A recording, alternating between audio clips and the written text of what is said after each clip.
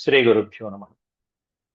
వ్యాస విరచిత శ్రీమద్భాగవతంలో దశమ స్కందంలో నేడు మనం 24వ అధ్యాయం శ్లోక పారాయణం అనేటువంటిది మనం నేడు చూద్దాం. దీంట్లో ఇంద్రుడి యొక్క యాగాన్ని మొత్తం నందాదులందరూ కూడా ప్రారంభిస్తూ ఉంటే శ్రీకృష్ణ పరమాత్ముడు ఏమీ తెలియనట్టుగా వచ్చి అడిగి ఏం చేస్తున్నారు పెద్దలందరూ అని చెప్పి అడగడం, తర్వాత నందుడు చెప్పినటువంటి ఇంద్రయాగ విషయాన్ని గురించి విని శ్రీకృష్ణ పరమాత్ముడు ఆ ఇంద్రయాగాన్ని నివారించి గోవర్ధనగిరి బ్రాహ్మణుల యొక్క యాగాన్ని సంకల్పించడం అనేది జరుగుతుంది. దీంట్లో ఈ అధ్యాయంలో ముఖ్యమైనటువంటి వృత్తాంతం ఇది. అది కూడా ఇంద్రునికి కోపం తెప్పించాలనే ఉద్దేశంతోనే చేశాడని చెప్పి స్పష్టంగా చెప్పారు.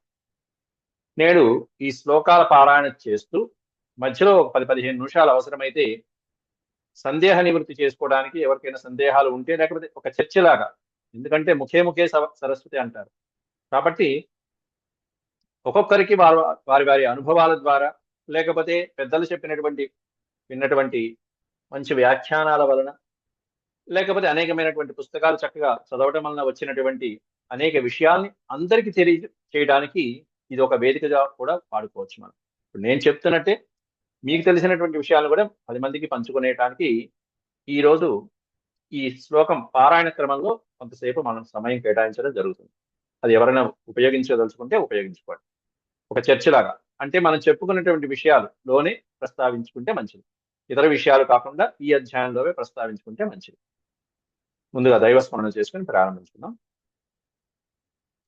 ఓ శుక్లాంబరధరం విష్ణుం శశివర్ణం చతుర్భుజం ప్రసన్నవదనం ధ్యాయేత్ సర్వవిఘ్నోపశాంతయే. వ్యాసం వసిష్ఠనప్తారం శక్తేః పౌత్రమకల్మషం పరాశరాత్మజం వందే సుఖతాతం తపోనిధిం. వ్యాసాయ వ్యాసరూపాయ విష్ణవే నమో వై బ్రహ్మనిధయే వాసిష్ఠాయ నమో నమః. నారాయణం నమస్కృత్య నరం చైవ నరోత్తమం దేవీం సరస్వతీం వ్యాసం తతో జయముదీరయేత్. హరి ఓం. దశమస్కందం 24వ అధ్యాయం శ్లోక పారాయణం. ఎవరైతే చదువుతామనుకున్నారో వాళ్ళు ఒక్కొక్కళ్ళు. కామేశ్వరి గారు ప్రారంభించండి అమ్మా. అలాగేనండి. ఈయనకి లింక్ ఓపెన్ అవ్వట్లేదు. లింక్ పంపిస్తారా?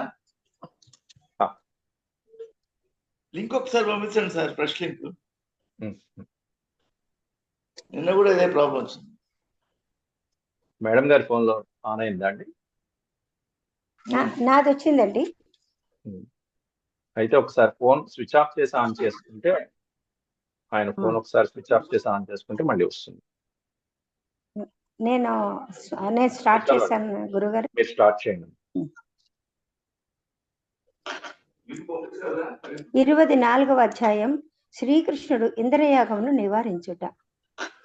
శ్రీ సుఖ ఉవాచ భగవానపి తత్రైవ బలదేవేన సంయుతగా అపశ్యన్నివసన్ గోపాన్ ఇంద్రయాగా కృతోద్యమాన్ తదభిజ్ఞోపి భగవాన్ సర్వాత్మా సర్వదర్శనగా ప్రసయావనతో పృచ్ఛత్ వృద్ధానంద పురోగమాన్ కథ్యతాం మే పితః కోయం సంభ్రమో వ ఉపాగతః. ఒక్క నిమిషం అండి, భద్రావతి గారు మ్యూట్ లో పెట్టుకోండి. కథ్యతాం మే పితః కోయం సంభ్రమో వ ఉపాగతః కిం ఫలం కస్య చోద్దేశః కేన వా సాధ్యతే మఖః ఏతద్బ్రూహి మహాన్ కామో మహ్యం శుశ్రూషవే పితః నహి గోప్యం హి సాధూనాం కృత్యం సర్వాత్మనామిక అస్య స్వపరదృష్టీనాం అమిత్రోదాస్తవిద్విషాం ఉదాసీనోరివద్వర్య ఆత్మవత్సు కృతుచ్యతే జ్ఞాత్వా జ్ఞాత్వా చ కర్మాణి जनोऽयमनुतिष्ठति विदुषः कर्म सिद्धिः स्यात् तथा न विदुषो भवेत् तत्र तावत् क्रियायोगः भवतां किं विचारितः अथवा लौकिकस्तन्मे पृच्छतः साधु अन्यताम्। नंद उवाच पर्जन्यो भगवान् इन्द्रो मेघस्तस्यात्ममूर्तयः तेऽभिवर्षन्ति भूतानां प्रीणनं जीवनपयः तं तात वयमन्ये च वार्मुचां पतिमीश्वरम् द्रव्यैस्तत्रेतसा सिद्धैर्यजन्ते क्रतुभिर्नराः तच्छेषेणोपजीवन्ति त्रिवर्गफलहेतवे पुंसां पुरुषकाराणां पर्जन्यः फलभावनः।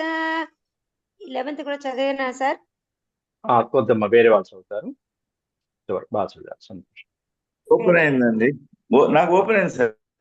చదవండి చదవండి. ఏమండి మీరు ఆదిలక్ష్మి గారు మీరు మ్యూట్ లో పెట్టుకోవాలండి కొద్దిగా.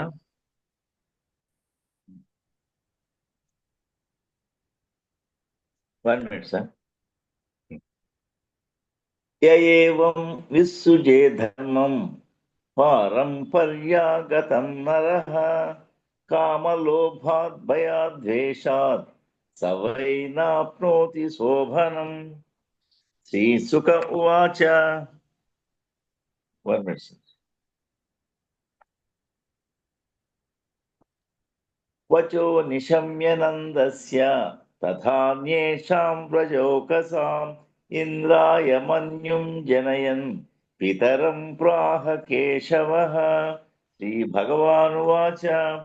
కర్మణా జాయతే జంతుః కర్మణైవ విలీయతే సుఖం దుఃఖం భయం క్షేమం కర్మణైవాభిపద్యతే.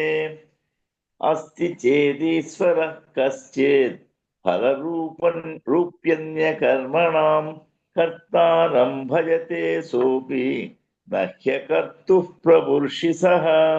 కిమేంద్రేణేహ భూతానాం స్వస్వకర్మానుభర్తినాం అనీసేనాన్యథా కర్తుం స్వభావవిహితం నృణాం. స్వభావతంత్రో హి జనః స్వభావమనువర్తతే స్వభావస్తమిదం సర్వం సదేవాసురమానుషం. దేహాన్ ఉచ్ఛావచాన్ జంతుః ప్రాప్యోత్సృజతి కర్మణా శత్రుర్మిత్రముదాసీనః కర్మైవ గురురీశ్వరః. తస్మాత్ సంపూజయేత్ కర్మ స్వభావస్తస్వకర్మకృత్ అంజసాయేన వర్తేత తదేవాస్య హి దైవతం. ఆజీవ్యైకతరం భావం యస్త్వన్యముపజీవతి న తస్మాద్వింద్వతే క్షేమం జారం నార్యా సతీ యథా. వర్తేత బ్రహ్మణా విప్రో రాజన్యో రక్షయా భువః వైశ్యస్తు వార్తయా జీవే శూద్రస్తు ద్విజ సేవయా. చాలా తర్వాత వాసంతి గారు అండి. వాసంతి గారి తర్వాత వనజా గారు చదవండి. నేను చదవనండి. వినిపిస్తుందా బాబు? వినిపిస్తుంది. కృషి వాణిజ్య గోరక్ష కుశీలం తుర్యముచ్యతే వార్తా చతుర్విధా తత్ర వయం గోవృత్తయోనిశం. సత్వం రజస్తమయితి స్థిత్యుత్పత్యంత హేతవః రజసోత్పద్యతే విశ్వం అన్యోన్యం వివిధం జగత్. రజసా చోదితా మేఘా వర్షంచంబూని సర్వతః ప్రజాస్థైరేవ సిద్ధ్యంతి మహేంద్ర కిం కరిష్యతి. ననః పురో జనపదా న గ్రామా న గృహా వయం. నిత్యం వనౌకసస్తాత వనశైల నివాసినః తస్మాత్ గవాం బ్రాహ్మణానాం దేశారభ్యతాం మఖః య ఇంద్రయాగ సంభార స్థైరయం సాధ్యతాం మఖః పచ్యంతాం వివిధా పాకా సుపాంతాపాయసాదయః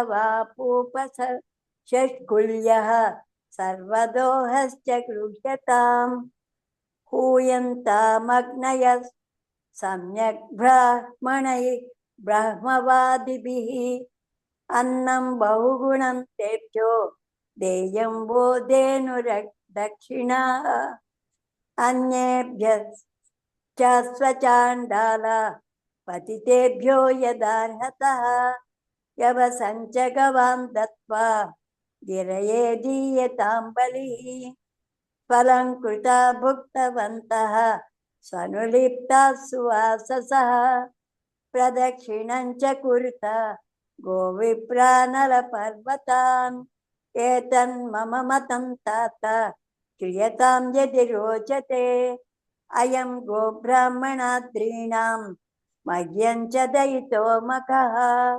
బాగుంది, సంతోషం. వనజ గారు చదవండి అమ్మా. సాయిరామ్ అండి. జై గురుదత్తండి.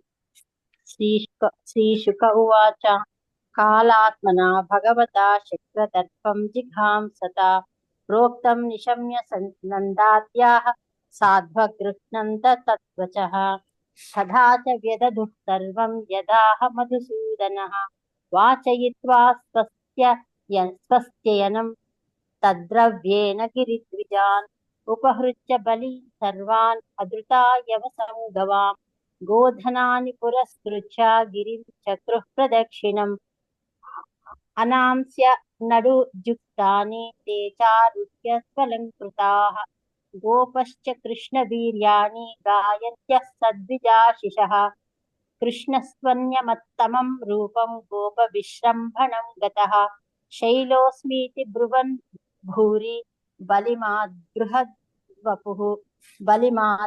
బలిమాదద్బృహద్వపుః తస్మై నమో వ్రజజనైః సహ చక్రేత్మనాత్మనే అహో పశ్యత శైలోసౌ రూపీణోనుగ్రహం వ్యధాత్ ఏషో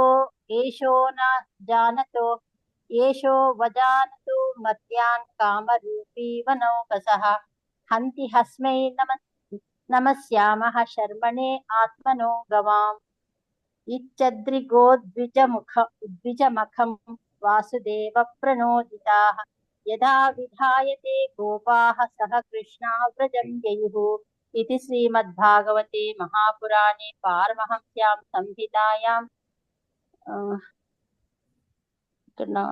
संहितायां दशमस्कन्धे पूर्वार्धे चतुर्विंशोऽध्यायः. जय गुरुदत्त. సంతోషం. జై గురుదత్తమ్మ. అమ్మా ముకుందమాల గారు సుబ్బారావు గారు చదువుతారండి.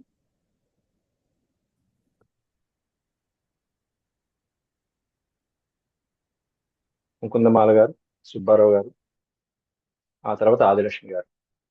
వీళ్ళు వాట్సాప్ లో పేర్లు పంపించారు, చదువుతామని. అన్ని చేయడం మర్చిపోయి నేను చదవడం మొదలు పెట్టేశాను. నమస్తే గురుగారు. బాబాని బయటికి వెళ్ళారు. అలాగే.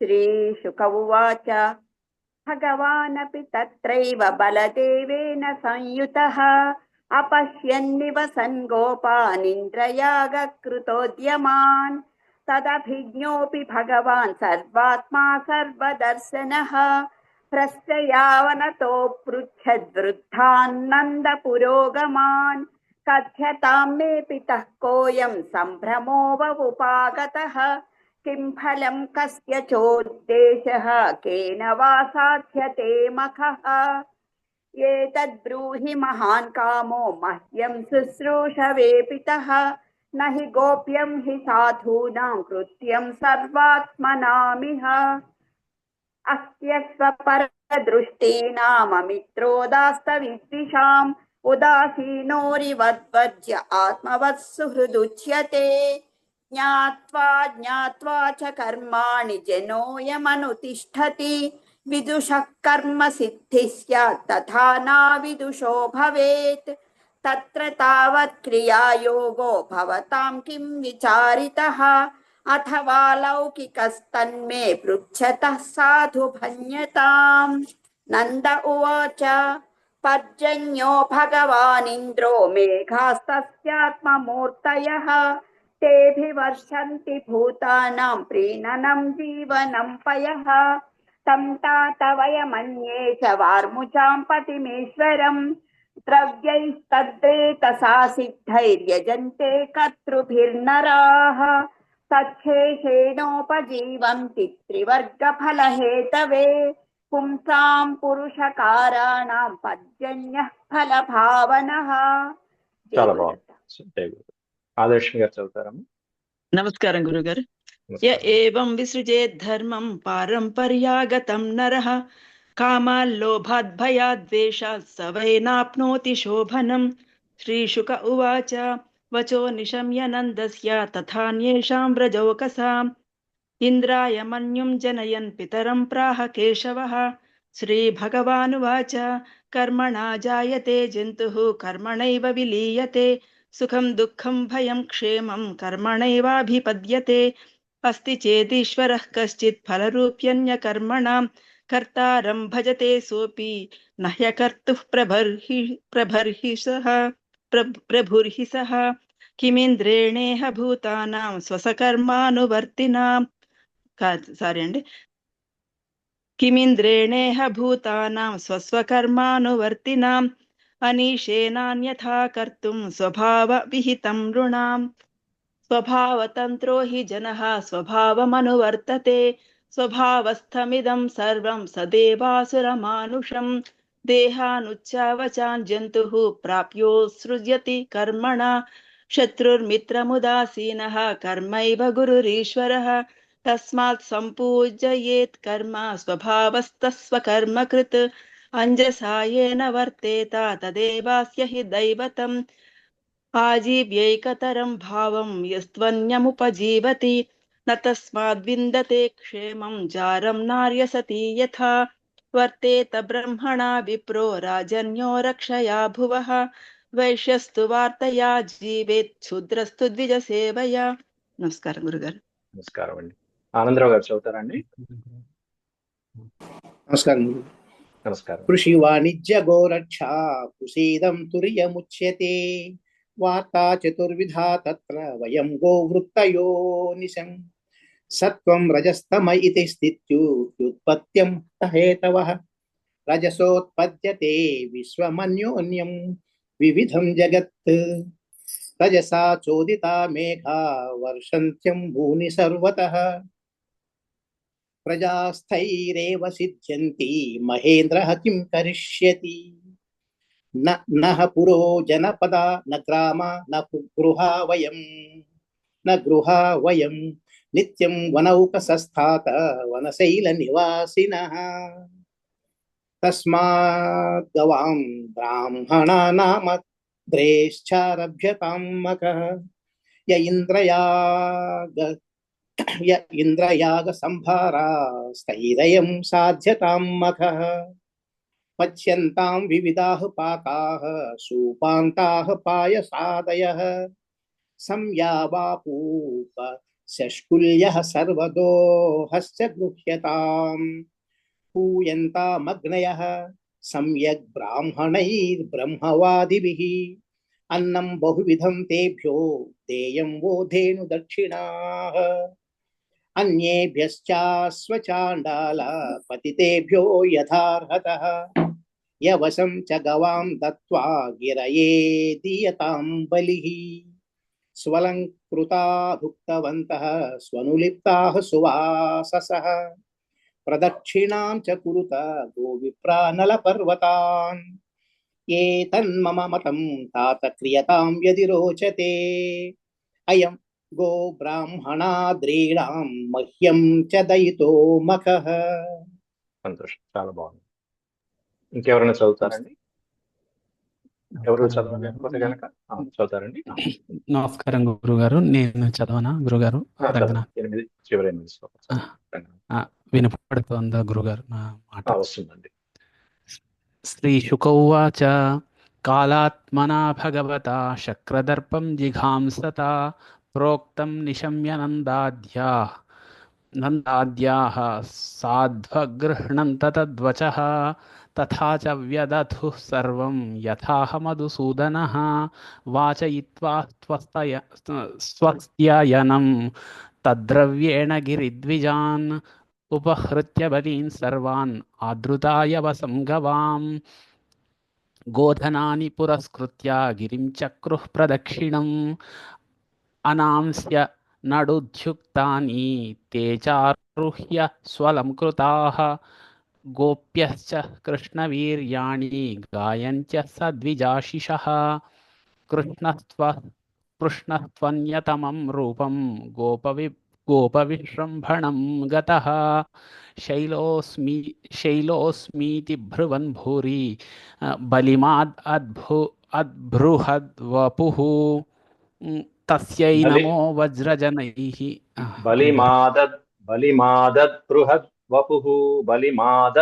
బలిమాదద్బృహద్వపుః బలిమాదద్బృహద్వపుః పెద్ద ఆకారంతో కనిపించారు స్వామి. ఉన్నటువంటి బలి ఆహారం అంతా ఆయన స్వీకరించారు. బలిమాదద్బృహద్వపుః తస్మై నమో వ్రజజనైః సహచక్రే ఆత్మనాత్మనే అహో పశ్యత శైలోసౌ రూపిణోనుగ్రహం వ్యథాత్ ఏషో వజానతో తాన్ కామరూపీవ నౌకసః హంతి హ్యస్మై నమస్యామః శర్మణే ఆత్మనో గవాం ఇత్యద్రిగో ద్విజమఖం వాసుదేవ ప్రణోదితాః యథా విదాయతే గోపా సహ కృష్ణా వ్రజం యయుః. ఇది శ్రీమద్భాగవతే మహాపురాణే పారమహంస్యాం సంహితాయాం దశమస్కందే పూర్వార్ధే చతుర్వింశోऽధ్యాయः సమాప్తः. ఓం నమో భగవతే శ్రీ జయ గురుదత్త. సంతోషం భాషలు గారు. ఇక ఈ అధ్యాయంలో కాసేపు డిస్కషన్, ఎవరైనా చర్చించదలుచుకుంటే ఏదైనా ఒక విషయం తీసుకొని చర్చించవచ్చు. ఎవరైనా అడిగిన సందేహాన్ని మిగతా వాళ్ళు కూడా తీర్చవచ్చు. Open form. Okay, thank you. నాకు ఒక సందేహం ఉన్నది గురుగారు. మీరు కొన్ని అంటే మీ ఇంట్లో భాగంగా మీరు ఒక మాట చెప్పారు. ఇప్పుడు అంటే మంచి కర్మలు మంచి చేస్తాయి అన్నారు, చెడు కర్మలు చెడు చేస్తాయి అన్నారు.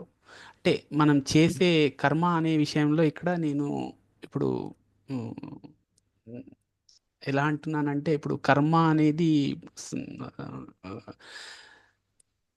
అంటే వేదోక్త కర్మనే కాక వ్యావహారికంలో చేసే కర్మలు అవి మనం ఇక్కడ తీసుకొని అవసరం లేదు. కానీ నాకు ఒక చిన్న సందేహం ఏమిటి అంటే, పితృకర్మలు ఉంటాయి కదా, ఇప్పుడు కొన్ని పితృకర్మలు అనేవి అవి చాలా మంచి కర్మలు అనే చెప్తారు.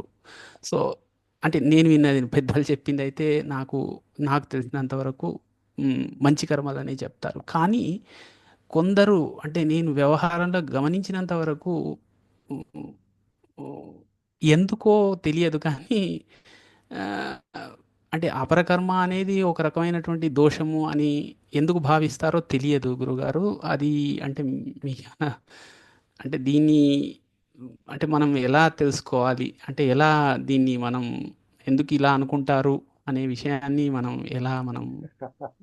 మనకు మనం నివృత్తి చేసుకోవాలి. ఎవరైనా పెద్దవాళ్ళు ఎవరైనా దీనికి సమాధానం చెప్తారండి?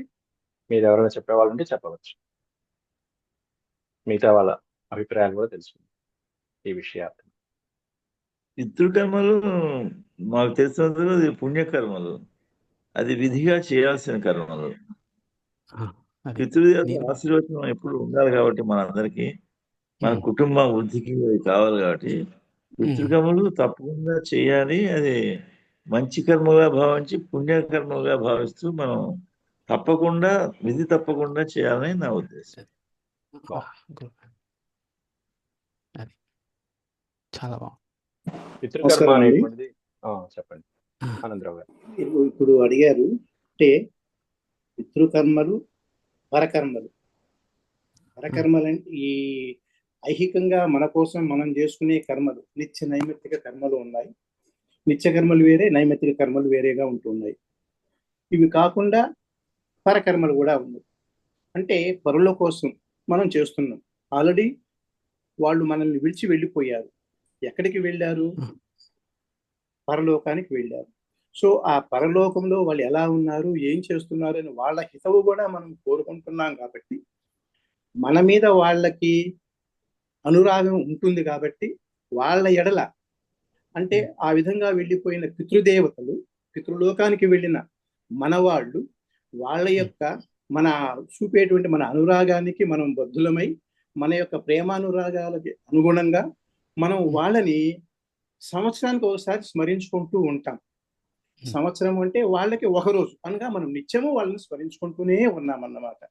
కాబట్టి మన నిత్య నైమిత్తిక కర్మలతో పాటు ఈ పరకర్మలు కూడాను ఒక విధంగా మన బాధ్యత అలాగే మనం స్వీకరించేసి పై వాళ్ళకి కింద వాళ్ళకి న్యాయం చేసేట్టుగా మనం చేస్తున్నామండి.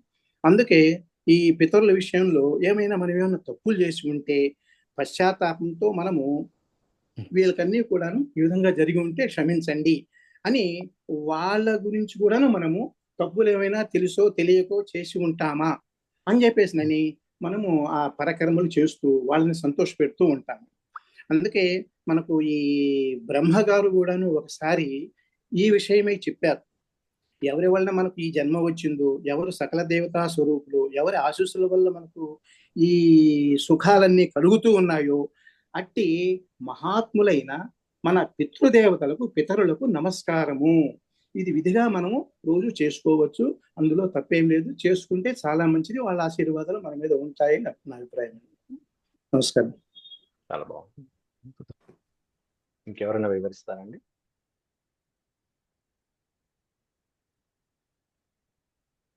పరకర్మ, అపరకర్మ అని చాలా ఆనందరావు గారు చెప్పినట్టుగా, అలాగే పరావిద్య, అపరావిద్య అన్నట్టుగా రెండు రకాలుగా ఉన్నట్టుగా, ఇట్లాగే ఇక్కడ అపరకర్మ అనేటువంటి చాలా సంస్కారవంతమైనటువంటి, ముఖ్యంగా దేహాన్ని కూడా, పార్థివ దేహాన్ని కూడా అక్కడ చివరిలో మన సంస్కారం ప్రకారం, హిందూ సాంప్రదాయం ప్రకారం స్నానం చేయించడము, అలాగే కర్మ చేసేటువంటి వాళ్ళందరూ కూడా తడి బట్టలు కట్టుకోవడం, మడి బట్టలు, అదే తడి బట్ట, అది అసలైనటువంటి మడి.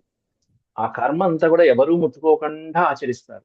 అంటే పైకి వెళ్ళేటువంటి ఆ దేహం అంత పవిత్రంగా వెళ్తుంది, అంత పవిత్రంగా వెళ్తుంది. కాబట్టి తడి బట్టలతో స్నానం చేసి, అభ్యంగన స్నానం చేసి, ముండనం చేసుకుని మరి అంత పుణ్యకర్మగా, అంత మడిగా, శుచిగా ఆ పార్థివ దేహాన్ని, ప్రేత కర్మని పైకి పంపిస్తాం. అక్కడ మీరు అడిగిన అంటే అంత జాగ్రత్తగా పంపిస్తున్నామంటే అది ఎంత ప్రముఖమైనటువంటి కర్మ అయితే మనం ఆ విధంగా చేస్తాం. అలాగే మనం వ్రతం చేస్తాం ఇంట్లో, అంత మడిగా మనం చేసుకుంటామా? ఎంతో మంది వచ్చి ముట్టేసుకుంటూ ఉంటారు. ఎంతో మంది రకరకాల వ్రతాలు చేసుకుంటాం, అక్కడ భగవంతుని ఆరాధన చేసుకుంటుంటాం, పురోహితుడు చక్కగా చేస్తుంటాడు, అందరూ వచ్చి ముట్టుకుంటూ ఉంటారు. అక్కడ మడి ఆచారం లేదు. కానీ పైకి వెళ్ళేటువంటి ఆ ప్రయత్నానికి ఇంతకంటే ఎక్కువ మడి ఆచారాలతో మనం పంపించాలి భగవంతుడి దగ్గరికి వెళ్ళి ఆ దేహాన్ని. ఇంకొకటి, బ్రాహ్మణుల్లో చేసేటువంటి వాళ్ళలో ఈ పరకర్మ, అపరకర్మ చేసేటువంటి వాళ్ళు భిన్నంగా ఉంటారు. ఎందుకంటే మంత్రాలలో వచ్చేటువంటి వ్యత్యాసం, అది కేవలం మంత్రాల్లో వచ్చే వ్యత్యాసం.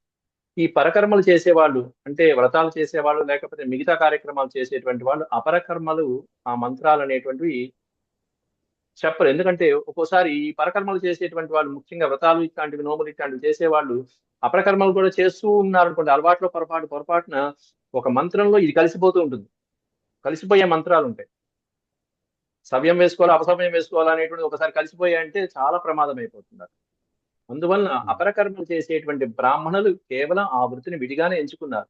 వాళ్ళు మళ్ళీ పరకర్మలు చేయించరు, వేరే కార్యక్రమాలు, పుణ్యావచనాలు కానీ ఇట్లాంటివన్నీ చేయించరు. గణేష పూజలు కానీ, వ్రతాలు కానీ ఇట్లాంటివి చేయించరు, యజ్ఞాగాలు. అపరకర్మలకి తప్పకుండా భిన్నంగా ఉంటేనే ఆ మంత్రోచ్చారణ కానీ, ఆ విధానాలు కానీ పద్ధతిగా ఉంటాయి. లేకపోతే అవి ఇవి కలిసిపోయాయంటే బ్రాహ్మణుడికి ఎప్పుడైనా పొరపాటున మొత్తం విధానం అంతా మారిపోతుంది, పైగా దోషం అతనికి చుట్టుకుంటుంది. అందువల్ల దానికి చేసేటువంటి బ్రాహ్మణులు కూడా విడిగా ఉంటారు అపరకర్మలు. ఇది చాలా గురుగారు. ఈ దీన్ని మహాభారతంలో ఈ శ్రాద్ధ విధానం అనేటువంటిది మహాభారతంలో మహర్షి చేత నిర్దేశించబడింది.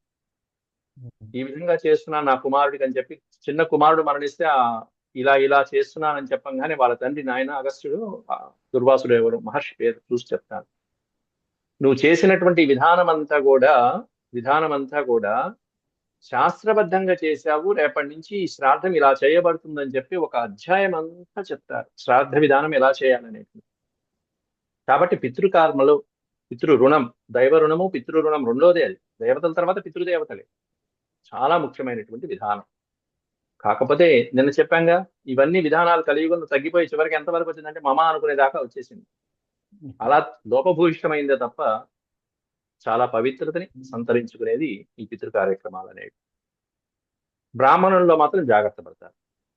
ఈ అపరకర్మలు చేసేవాళ్ళు భిన్నంగా ఉంటారు. కేవలం వేద మంత్రోచ్చారణలు కలిసిపోకుండా ఉండటానికి మాత్రమే. ఇంకేమన్నా చర్చించే మీరు విషయాలు ఉంటే ఈ అధ్యాయం చెప్పండి రంగనాథ్ గారు. గురుగారు, అది అంటే మాకు కూడా అనిపిస్తుంది గురుగారు. యాక్చువల్గా మేము బహుశా అంటే మిడిల్ ఏజ్ జనరేషన్ మాది. మా ప్రీవియస్ జనరేషన్లో చాలా చాలా వాళ్ళంతా చాలా నిష్ఠాగరిష్ఠులై వేదాధ్యయనం చేసిన వాళ్ళే ఉన్నారు, మహాపండితులు ఉన్నారు. వాళ్ళని చెప్పుకొని మేము ఉంటున్నాం అనుకోండి, అది వేరే విషయం. వాళ్ళు ఆచరించిన దాంట్లో మేము అసలు ఒక శాతం కూడా ఆచరిస్తున్నట్టుగా మాకేం అనిపించట్లేదు. కానీ మా నెక్స్ట్ జనరేషన్ వాళ్ళు ఏదో గొప్పగా చదువుకున్నప్పటికీ కూడా, ఏదో వ్యావహారిక చదువులో చాలా ఉన్నత స్థాయిలో ఉన్నప్పటికీ కూడా, వాళ్ళని ఎప్పుడైనా మేము గమనిస్తే, మాకు అంటే మేము మా తాతలను చూసాము, వాళ్ళు ఎలా ఉన్నారు, వాళ్ళ వ్యవహారంలో ఎలా ఉన్నారు అనేది గమనించాము. అంటే బహుశా ఇది అందరి ఇళ్లలో ఉండొచ్చు, అందరు చెప్పకపోవచ్చు. బహుశా నేను అడుగుతున్నాను, దాన్ని ఏమనుకోవద్దు గురుగారు. ఈ దీంట్లో పెద్దవాళ్ళు ఏదన్నా చెప్తే మేము కూడా చెప్పుకోవడానికి. అంటే పిల్లలు ప్రతి విషయంలో కూడా ఈ రోజుల్లో ఈ శాస్త్రీయ చదువులు చదువుతూ, సైంటిఫిక్ విద్యలు చదువుతున్న తర్వాత అన్నీ అంతా అయిపోయింది, యుగం అంతా ఎటెటనో పోతుంది. అయితే వాళ్ళు కొన్ని విషయాలు, ప్రతి విషయాలు కూడా చిన్న చిన్న విషయాల్లో కూడా ఎందుకు అనే విషయాల్ని అడుగుతూ ఉన్నారు చాలా. అయితే ఈ ఎందుకు అనే విషయానికి మేము ఇస్తున్న సమాధానం, అది మన డిసిప్లిన్, అది మనం ఇలా ఉండాలి, మాకు అలా చెప్పారు అని చెప్తూ ఉన్నాం. కానీ ఇంకింత లోతుగా అంటే మనం అంటే కొంత వాళ్ళు డెఫినెట్గా కొంతలో కొంత డిసిప్లిన్గా అయితే ఉండి తీరాలి అనేది మా భావన. సో ఇది మేము చెప్తూ ఉంటాము. ఇంకా ఏదైనా చెప్పడానికి అంటే మనం ఇంకా కొంచెం మంచిగా వాళ్ళకు అర్థమయ్యే తీరున చెప్పాలి అని అంటే, వాళ్ళు చదవాలి, విషయం చదవాలి. కానీ చదివేదానికి ఇంతో అంతో లేదు, ఎంతో ఉంది. అసలు చదవడానికి ఒక జీవితం సరిపోదు మన వాంగ్మయంలో.